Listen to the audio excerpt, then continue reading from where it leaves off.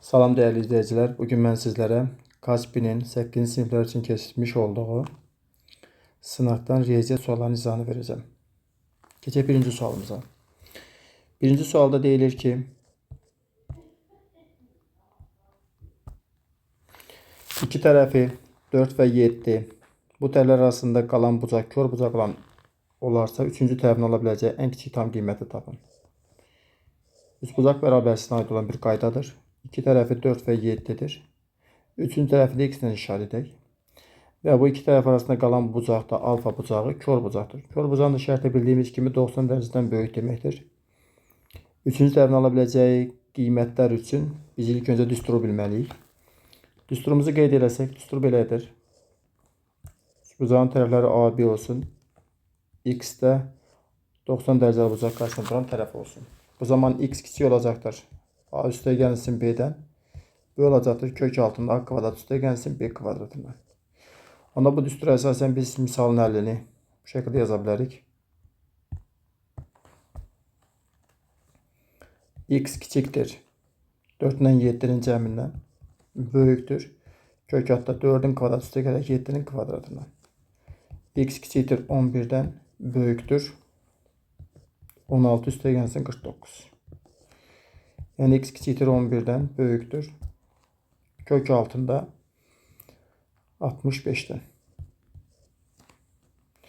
İndi bizdən soruşur ki, üçüncü tərəfin ala biləcəyi ən kiçik tam qiymət tapın. Demək, x böyükdür kökdə 65'dən.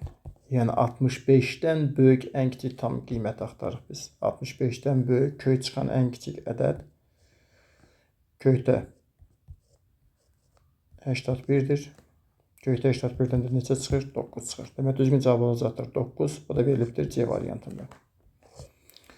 İkinci sualımıza keçirik. 81. sual. Bu da 82. sual. Riyaziyyatdan ikinci sual. Test üzərimizdə 82. sual. İfadəni köçürək olduğu kimi 27'nin qüvvətində 5 bölünsün. 81'in qüvvətində 2 vurulsun 729. Bizə deyir hesablayın. Natural üstü qüvvətlər bölməsinə aiddir. 27'ni yaza bilərik 3'ün qüvvətində 3. Bu ifadənin də qüvvətində 5 var. Məxrəsdəki ifadəni isə belə yaza bilərik. 81'in yerinə 3 üstü 4 yazarıq. Qüvvətində 2 var. Vurulsun 729 isə 3 üstündə 6'ya bərabərdir. Kəsirin sürətində qüvvətin qüvvətə yüksəldilmə düsturuna görə 3 üstündə 15. Məxrəsi isə 3 üstü 8. Vurulsun 3 üstündə 6. Bu da bizdə 3 üstü 15 bölünsün 3 üstündə 14 verər. Kəsir məxrəzində eyni əsaslı qüvvətlərin hasil şəklində göstərilməsi. 3 üstündə 15 çıxılsın 14. Bu da bərabərdir 3 üstü 1. Burada da olacaqdır 3. Burada cavab oldu 3. Bu da verilibdir A variantında. Növbəti suala keçirik. 83. sual belədir. Düzbucaqlı üç bucağın hipotenuzu. İlk öncə bir düzbucaqlı üç bucaq çəkək. Düzbucaq təpəsi burada olduğunu deyək. Hipotenuz düzbucağın qarşısında duran tərəfdir. Demək, bura oldu 17. Katetlərinin biri isə 8'dir. Bucağın perimetrini istəyir. Perimetr düsturuna görə bizə 3 tərəf lazımdır. Üçüncü tərəfi tapmaq üçün isə Pifaqor teoremindən istifadə edə bilərik. Pifaqor teoreminə görə düzbucaqlı üç bucağın verilməyən kateti kök altında hipotenuzun kvadratı çıxılsın verilən katetin kvadratıdır. Bu da bizdə eləyəcəkdir 289 çıxılsın 64. Bu da bərabər olacaqdır kök altda 225'e. Buradan da 15 alınacaq. Demək, üçbucağın üçüncü tərəfi 15'dir. Və perimetri bu üç tərəfin cəmidir. Və bunları toplayanda 25 üstə gəl 15. Yekunda cavabınızadır 40. Düzgün cavab 40. Bu da verilibdir D variantında. 84. sual. 84 nömrəli sualda 9 bölünsün kökdə 6 kəsirinin məxrəcini irrasionaldan azad edin. Köklər bölməsinə aid olan bir şərtdir. Məxrəci irrasionaldan azad etmək üçün kəsirin sürət və məxrəcini elə bir ifadəyə vurmaq lazımdır ki, məxrəcdə irrasional qalmasın. Cüt dərəcənin kök altında, yəni ikinci dərəcənin kök altda 6'nın qoşması elə kökdə 6'dır. Kəsirin sürət və məxrəcin qoşmasına vuranda 9 kökdə 6 bölünsün 6 alınır. Burada da 3'e ixtisar eləsək 2 burada. 3 burada qalar və yekunda cavab alınacaqdır. 3 kökdə 6 bölünsün 2. 3 kökdə 6 bölünsün 2 cavabı da verilibdir A variantında. Növbəti suala keçid edirik. 85-ci sual.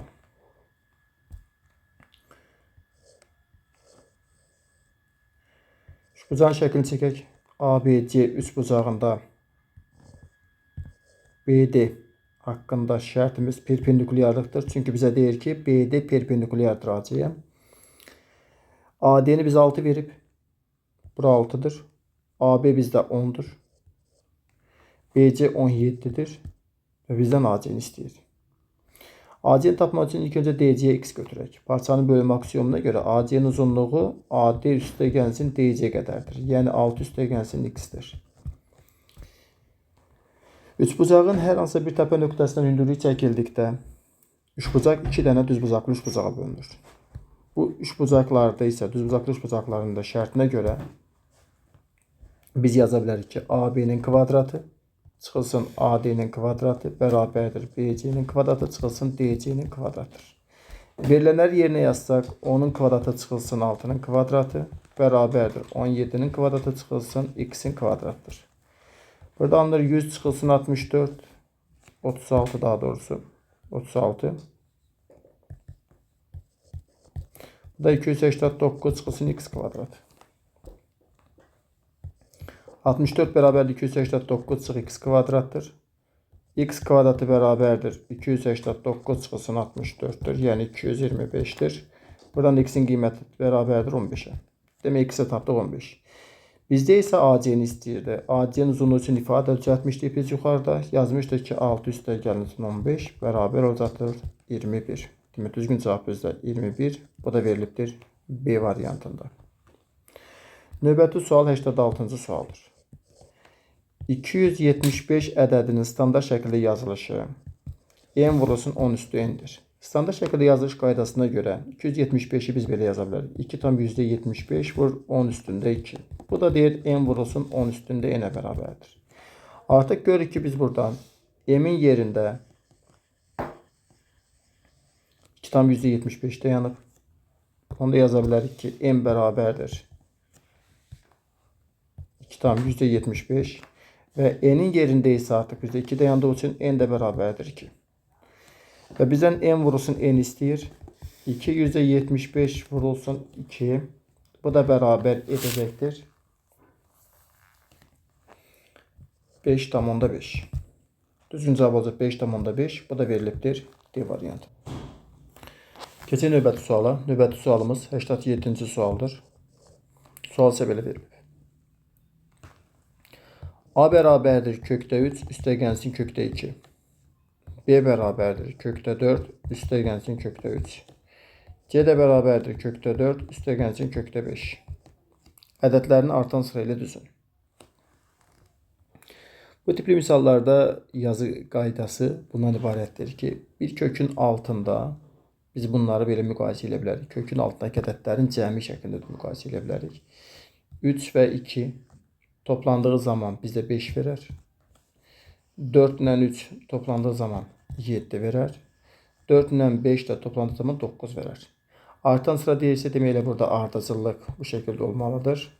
A kiçikdir B-dən, bu da kiçikdir C-dən. Cəm şəklində olanda bu yazı üsulundan istifadə edə bilərik. Düzgün cavab A, B, C olması lazımdır. A, B, C cavabı da verilibdir A variantında. Növbəti sual 88-ci sualdır. 88 nömrəli sualda isə belə deyilir.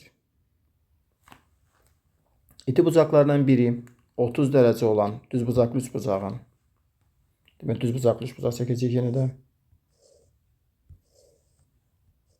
Bucaqlarından biri də 30 dərəcədir. Demək digər iti bucağı 60 dərəcə olacaq.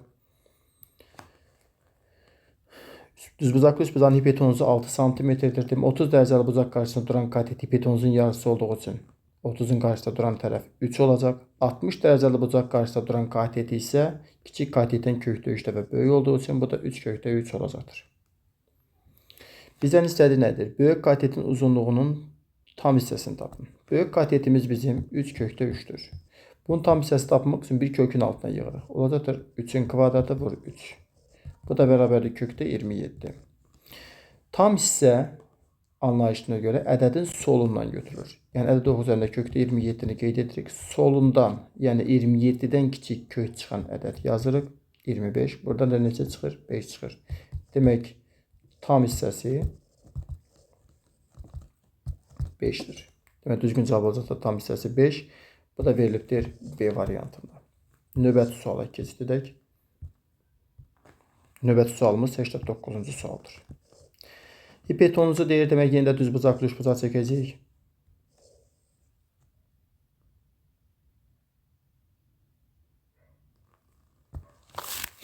Düzbucaqlı üçbucaq çəkirik.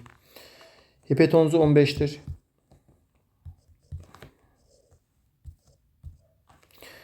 Düzbucaqlı üçbucağın katetləri üzərində qurulmuş kvadratın sahələri cəmini tapın.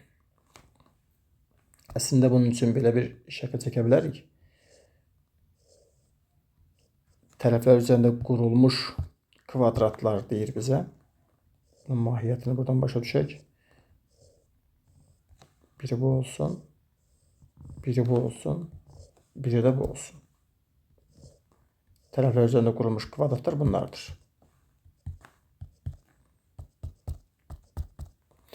Əlbəttə ki, bu hissələr şərtinə götürülür. Buradakı S1 olsa, burada S2 olsa, burada S3 olsun. Qaydaya görə S3 bərabərdir. S1 üstəgəlsin S2'dir. Hipotenuz 15'dirsə, yəni bura 15'dirsə, S3'ün qiyməti kvadratın düsturuna görə 15'in kvadratıdır. Yəni 225'dir. Bizə də soruşur ki, düzbucaqlı üçbucağın katetləri üzərində qurulmuş kvadratların sahələri cəmi, yəni S1 üstəgəl S2. Şərtimizə görə S3 olduğu üçün demək 225'e bərabər olacaq. Bu da verilibdir bizdə C variantında. Keçir növbəti sualımıza. Növbəti sual bizdə 90-cı sualdır. Sual isə belə verilib. Hesablayın deyir. 4'də 1'in qüvvətində -2, üstəgəl 2'nin qüvvətində -1. 4'də 1'in qüvvəti -2 o deməkdir ki, 4 üstə 2'dir. Çünki bizim şərtimizə görə A bölünsün B-nin qüvvətində -'nin qiyməti B bölünsün A-nın qüvvəti N-ə bərabərdir.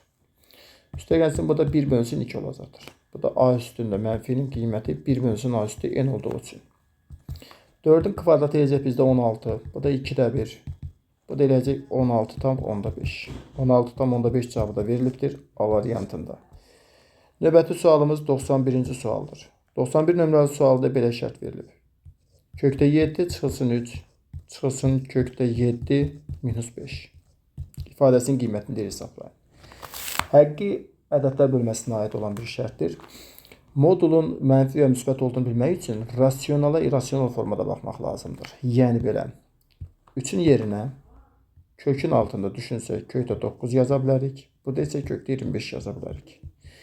Birinci kökün altındakı ədəd ikincidəkindən əgər kiçikdirsə mənfidir, böyükdürsə müsbət olardı. Bunların hər ikisində demək mənfi olacaq.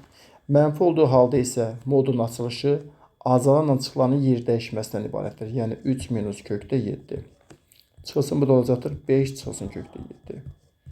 Bu da bərabər olacaq. Burada isə biz belə yaza bilərik ki, 3 çıxılsın kökdə 7, çıx 5 üstəgəl kökdə 7. Burada kökdə 7'lər əks ədədlər olduğu üçün islah gedir. Qalır 3 çıxılsın 5. Bu da verir bizə -2. -2 cavabı da verilibdir B variantında. Keçir növbəti sualımız 92-ci suala. Keçir növbəti sual 92'yə. Sual belədir. Verilmiş tənliklərdən hansı kvadrat tənlikdir? Kvadrat tənliyi şərtini xatırlamaq lazımdır. Belə ki, ax kvadrat üstə gəlsin, bx üstə gəlsin, c bərabərdir 0 şəklində tənliklər kvadrat tənlikləridir. Bu şərtə uyğun olan orada variantımız A variantıdır. Demək düzgün cavab olacaqdır A variantı. Növbəti sual 93-cü sualdır. 93 nömrəli sualın şərtini yazaq. 3a üstü 5 qüvvəti 2 vur 5a'nın kubu. İfadəni sadələşdirin. Burada tətbiq edəcəyimiz qayda hasilin qüvvəti yüksəldilməsi və bir də qüvvətin qüvvəti yüksəldilməsidir. Belə ki, 3'ün kvadratı vurulsun a üstü 5'in kvadratı vur 5a'nın kubu. Burada da alınacaqdır 9 vurulsun a üstündə 10 vur 5a'nın kubu. 9 vur 5 vur A üstünde 10 üstü egal 3 olacak. Ve yani buradan ancak 45 vurulsun A üstünde 13. Demek düzgün cevap olmalıdır. 45 A üstü 13. Bu da verilipdir B variantında. Növbəti sual 94. sualdır.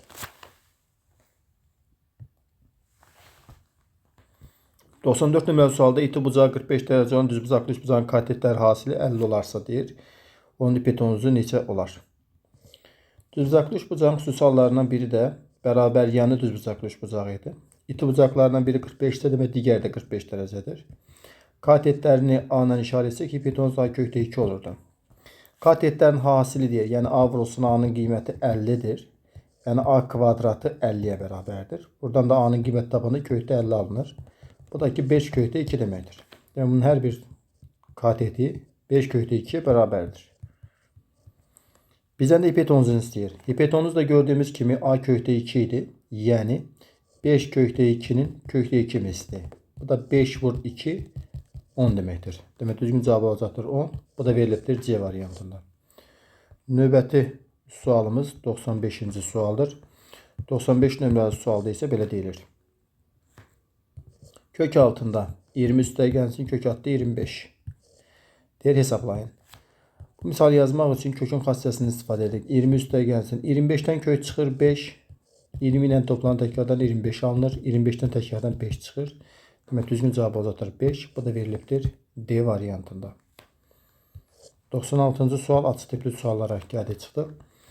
Düz bucaqlı üç bucaq verilib.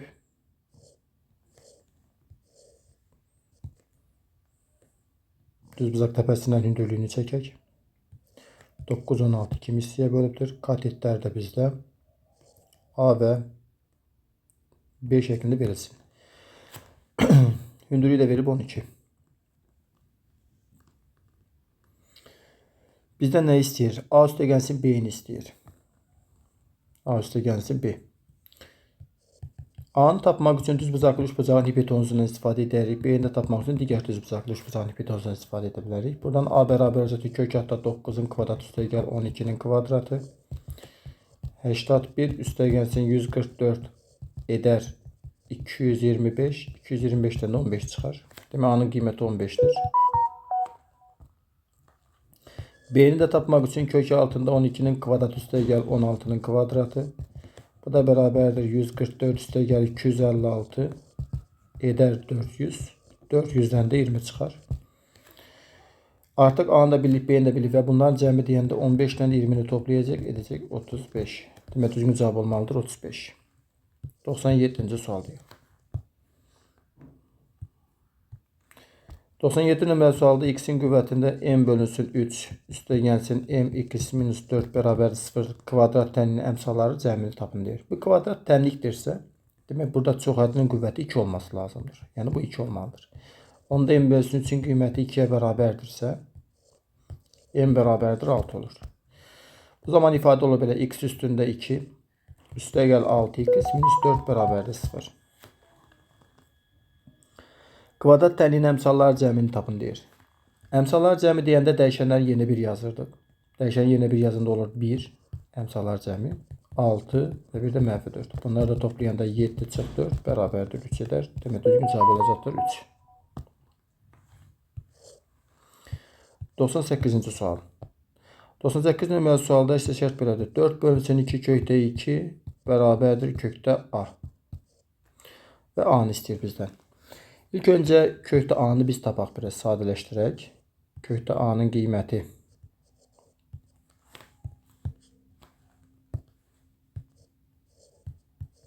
bərabərdir. İxtisar gedib 2 qalanda 2 bölünsün kökdə 2 olur. Bunda qoşmasına vurduğumuzda 2 kökdə 2 bölünsün 2 olur və yekunda kökdə 2 alınır. Və buradan da ki kök altda A'nın qiyməti kökdə 2'yə bərabərdir. Kökləri hər tərəfdən atsaq bu zaman A'nın qiyməti 2 tapılacaqdır. Demək A neçə imiş? 2 imiş. Düzgün cavab olacaqdır 2. Və 99-cu sual. 99-cu sual uyğunluq sualıdır. Şərti birincisində deyir ki kök altda 32 çıx kök altda 18. Biz bunları hesablama iş yaparsak 32'dən birbaşa kök çıxa bilmir. Ona görə də yaza bilərik 16 vur 2 şəklində. 18'də 9 vur 2 şəklində yaza bilərik. Onlar 4 kökdə 2, çıx 3 kökdə 2. Və burada da qalacaq kökdə 2. Kökdə 2 ədədinin tam hissəsi 1-ə bərabərdir. Kəsr hissəsini soruşmur, amma kəsr hissəsində biz yazaq. Kəsr hissəsi də kökdə 2 minus 1-ə bərabərdir. 1, 2, 3 şərtlər düzək. Birinciyə ödəndi bizdə B variantı. Kök altda 20, üstə gəlsin kök altda 5. Bunu yaza bilərik 4 vurulsun 5, üstə gəlir kökdə 5. 2 kökdə 5 üstə gəlsin kökdə 5 edər 3 kökdə 5. 3 kökdə 5-in də tam hissəsi tapmaq üçün ən yaxşı üsul 3-ü kökün altına yığmaqdır. 3-ün kvadratı vurulsun 5 kimi yazarıq. Bu da kök altda 45 edər. Bunun tam hissəsi tapmaq üçün 45-dən kiçik kök çıxan ədəd götürdük. 45-dən kiçik kök çıxan ədədimiz 36-dır. 36-dan da 6 çıxar. Demək tam hissəsi 36-dır. Kəsr hissəsində yazsaq əgər, onda 3 kökdə 5 minus 6 olar. Demək tam hissəsi 6-dır. Tam hissəsi 6 variantı bizə verib C variantında. Üçüncü şərtə baxırıq. Kökdə 12, üstəgəl kökdə 27. Bunu yaza bilərik. 4 vur 3, üstəgəl 9 vur 3 şəklində. 2 kökdə 3, üstəgəl 3 kökdə 3 edər bizdə 5 kökdə 3. 5 kökdəsi də bir kökün altına yığanda 5-in kvadratı vur 3 deməkdir. Yəni kök altında 75 deməkdir. Tam hissəsini tapdığımızda 75-dən kiçik kök çıxan ədədimiz 64-dür. 64-dən 8 çıxır. Demək tam hissə 8-dir. Kəsr hissəsi isə ədəddən, yəni ədədimiz 5 kökdə 3 idi. Bundan çıxırıq artıq tam hissəsini. Burada da bizə lazım olan hissə tam hissə şərtdir. Tam hissəsi 8-ə bərabərdir. Bu da verilibdir D variantında. Demək, burada uyğunluğumuzun cavabı bu oldu. 1-ə B, 2-yə C, 3-ə də D. Növbəti sual 100-cü sualdır. Və testin sonuncu sualıdır. Şərtdə isə belə deyilir. Tərəfləri ABC üçbucaq üçün uyğunluğu deyil müəyyən edin. Üçbucaqların təsnifatına aiddir. Üçbucaqların təsnifatını xatırlayaq. Üçbucağın tərəfləri ABC olarsa, üçbucağın böyük tərəfi, şərtə görə üçbucağın böyük tərəfi deyək ki C, bərabər C-nin kvadratı bərabər olarsa, A kvadrat üstəgəl B kvadrat şərt ödənirsə, olacaq düzbucaqlı üçbucaq. Düzbucaqlı üçbucaq. İkincisində, böyük tərəfin kvadratı əgər kiçik tərəflərin kvadratları cəmindən kiçikdirsə, olacaqdır itibucaqlı üçbucaq.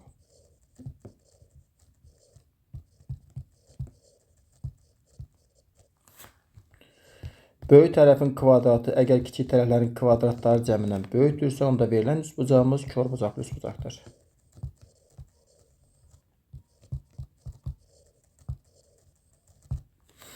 İndi bu şərt daxilində biz misalları həll etsək, birincidə A-nın qiymətini 9, B-nin qiymətini 12, C-nin qiymətini 15 verirdilər.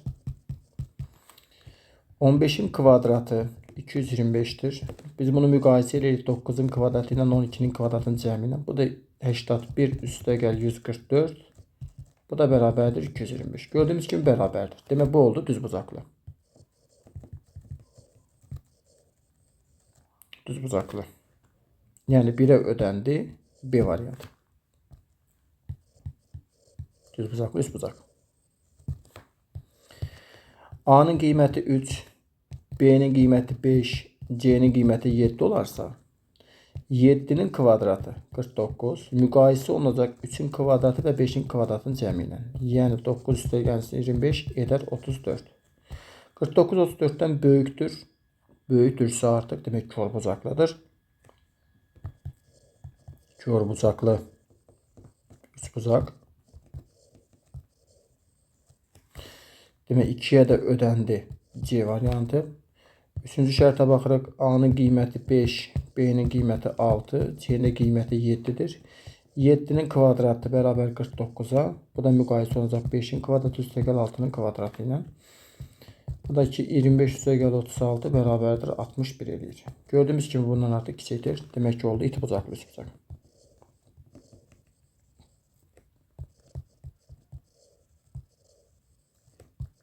3-ə də ödənmiş oldu bizdə. A variantı. Şərtləri bir də xatırlayaq. 3-ə A variantı ödəndi, 2-yə C variantı ödəndi, 1-ə də B variantı ödənmiş oldu. Sağ olun. Növbəti videolarda görüşərik.